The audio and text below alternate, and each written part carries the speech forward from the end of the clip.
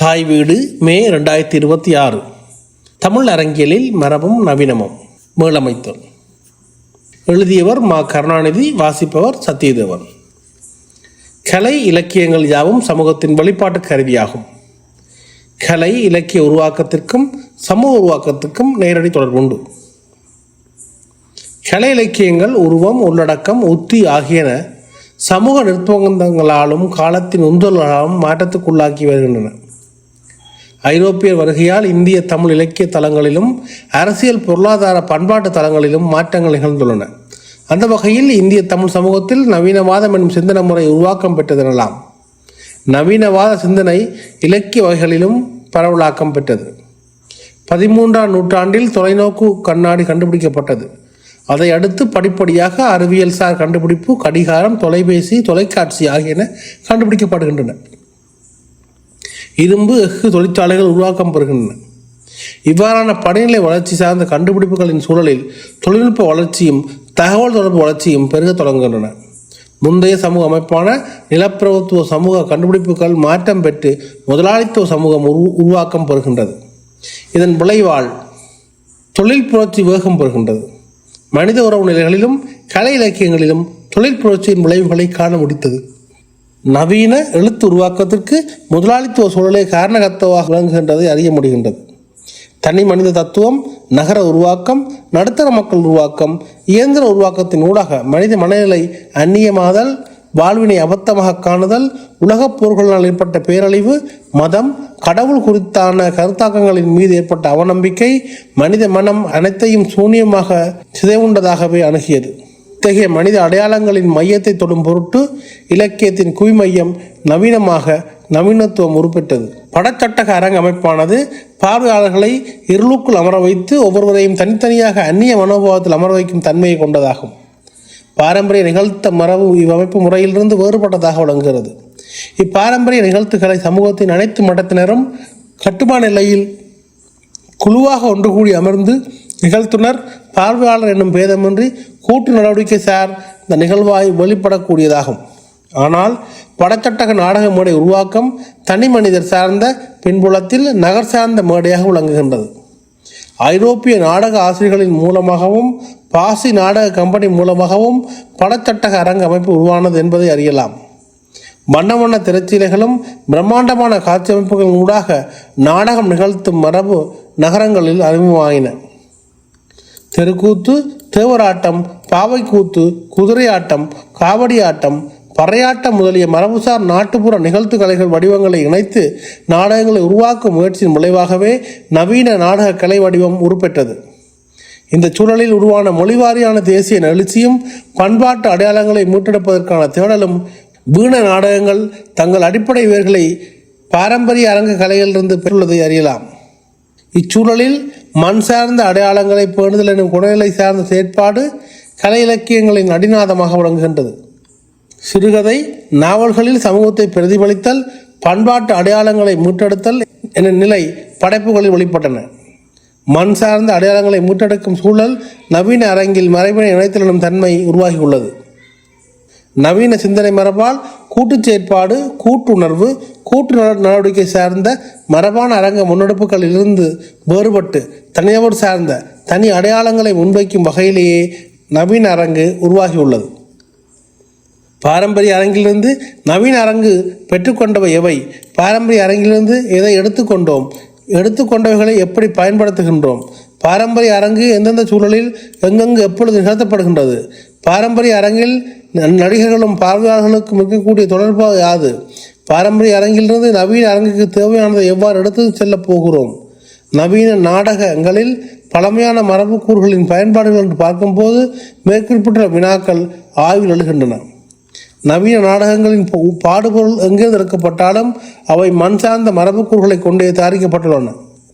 உலகின் எந்த மூலையிலிருந்தும் நாடக பாடங்கள் எடுக்க தயங்குவதில்லை. ஆனால் எதை செய்தாலும் எமக்குரிய மரபோடு வழங்கவே விரும்புகிறோம் என்று இளைய பத்மநாதன் கூறுகிறார்.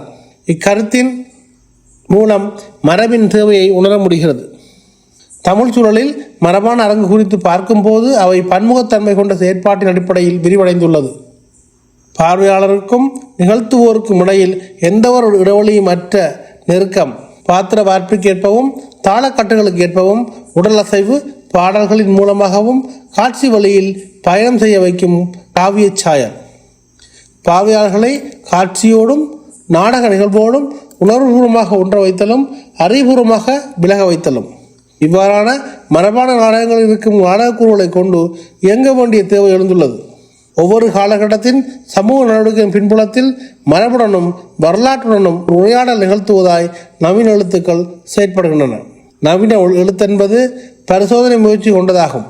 மனித வாழ்க்கையின் ஊடாகவும் சரித்திரத்தின் ஊடாகவும் சமூக இயக்கத்தின் ஊடாகவும் வாழ்வியல் குறித்த பரிசீலனையின் அடிப்படையில் நவீன யுகத்தினை கலை இலக்கியங்களில் பிரதிபலிப்பதற்கான தேவையிருப்பதன் பொருட்டு மரபான நாடக கூறுகளை ஏற்பதும் சிலவற்றை மறுப்பதும் நவீன நிகழ்த்து கலைகளின் குணநிலையாகும்.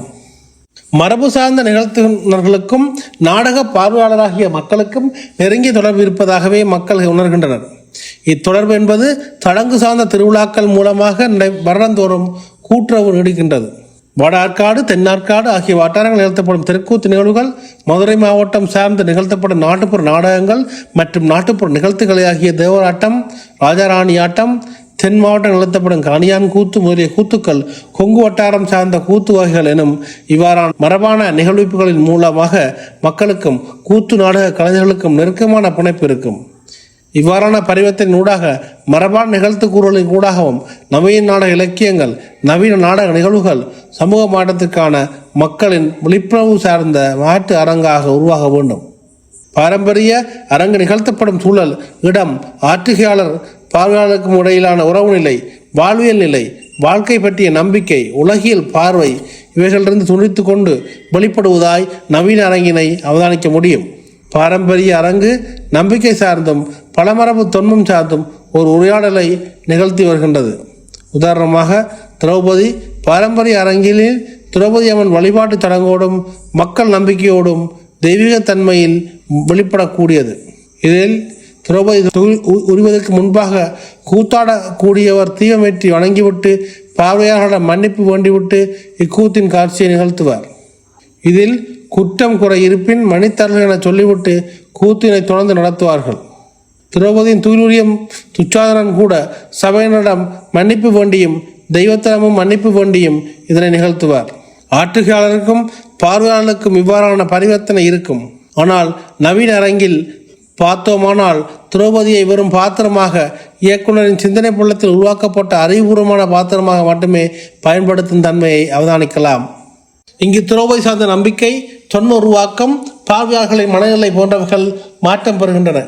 இங்கு பொதுவாக பொது புத்தி சார்ந்த செயற்பாடு, சடங்கு முதலியவை நீங்கி நவீன அரங்கு பொதுமக்களுக்கு உரியதாக இல்லாமல் வெகு சிலருக்கானதாகவும் படித்த அறிவாளிக்கானதாகவும் தொடர் செயற்பாடற்றதாகவும் தனிநபரின் படைப்பாகவும் மாற்றம் பெறுகின்றது. திரௌபதி தொன்மத்தை நம்பிக்கையாக, சடங்காக, கூட்டுப்படைப்பாக பார்க்கும் விதத்திலிருந்து வேறுபட்டு காரண காரியத்தோடு அறிவுபூர்வமாக பார்க்கும் தன்மையை நவீன அரங்கு உருவாக்கியுள்ளது. இவை படச்சட்டக அரங்குக்கு தேவையான அரங்க கூறுகளையும் அரங்க மொழியினையும் கொண்டு விளங்குகின்றது. நவீன அரங்க மொழி பாரம்பரிய அரங்கு மொழியினை நன்கு உச்சரித்து வெளிப்படுத்தும் நிலை குறைவாகவே உள்ளது. அரங்க பயன்முறை பற்றி பார்க்கும்போது நவீன அரங்கிற்கும் பாரம்பரிய அரங்கிற்கும் வித்தியாசம் இருக்கின்றது. பாரம்பரிய அரங்க பயன்முறை மக்கள் மத்தியிலே நடைபெற்று செழுமை பெறக்கூடியது. இப்பயன்முறையை பார்க்கும் சிறுவர்கள் பார்த்துவிட்டு அவர்களும் போலச் செய்து விளையாடுவதும் நிகழும். பயன்முறையின் போதே ஆற்றுகையாளர்களுக்கும் பார்வையாளர்களுக்கும் ஒரு தொடர்பாடு இருந்து கொண்டே இருக்கும். ஒவ்வொரு வட்டாரத்திலும் பாரம்பரிய கலை செயல்பாடும் பயன்முறையும் தொடர்ந்து கொண்டே இருக்கும்.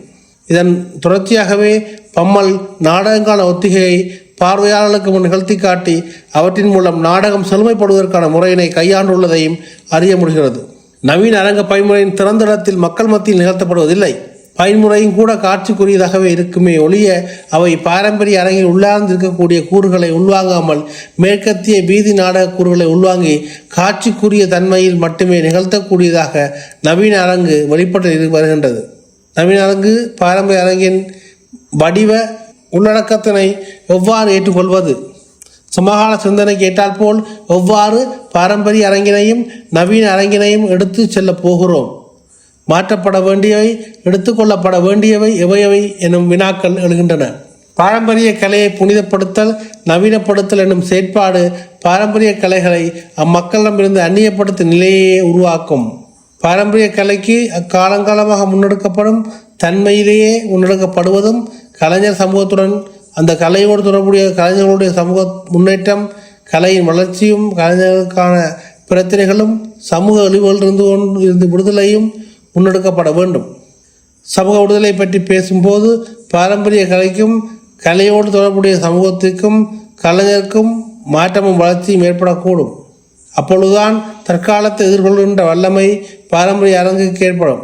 சமகால சிந்தனைகளில் குறிப்பாக தலித்திய பெண்ணி அடிப்படையில் பாரம்பரிய அரங்கினை பார்க்கும்போது பாரம்பரிய அரங்கில் கேள்விக்குட்படுத்த வேண்டிய வகைகள் இருக்கின்றன. இத்தொன்மங்களின் நம்பிக்கை சார்ந்திருந்தாலும் நவீன அரங்கில் இத்தொன்மங்களை அறிவுபூர்வமாக காரண காரியத்தோடு கொண்ட பாத்திரமாக மாற்றப்பட்டுள்ளன. இத்தொன்மங்களை கொண்டு பாரம்பரிய அரங்கு உருவாகியுள்ள பொது புத்தி சார்ந்த கற்பிதங்கள் உடைப்பதற்கு நவீன அரங்கு முன்னெடுப்பு நிகழ்ந்தாலும் பாரம்பரிய அரங்கு போன்று தொடர் பரிவர்த்தனையூடாக தொடர்ச்சியாக முன்னெடுக்கும் போதுதான் பாரம்பரிய அரங்கினைப் போல முழுமை நோக்கில் இருக்க முடியும். இவையை வெறும் நவீன அரங்காக எடுத்துக்கொண்டு ஒன்றிரண்டு நிகழ்வுகளை நிறுத்திக் கொள்வதிலிருந்து வேறுபட்டு தொடர் செயற்பாட்டில் கொண்டு செல்வது முக்கியமாகும். மணிமேகலை, கண்ணகி, திரௌபதி, நந்தன், ஏகலைவன் என்னும் தொன்மங்களை வெறும் பாத்திரமாக எடுத்து நிகழ்த்தப்படாமல் பாரம்பரிய அரங்கு ஏற்படுத்தும் சூழல், தளம், இடம் இவைகளின் ஊடாக தற்கால சூழலுக்கு ஏற்றாற்போல் புதிய கருத்துருவாக்கத்தை தொடர்ந்து முன்னெடுக்கப்பட வேண்டும். அப்பொழுதுதான் பாரம்பரிய அரங்கிலிருந்து நவீன அரங்கு புதிய பரிமாணங்கள் பெற முடியும்.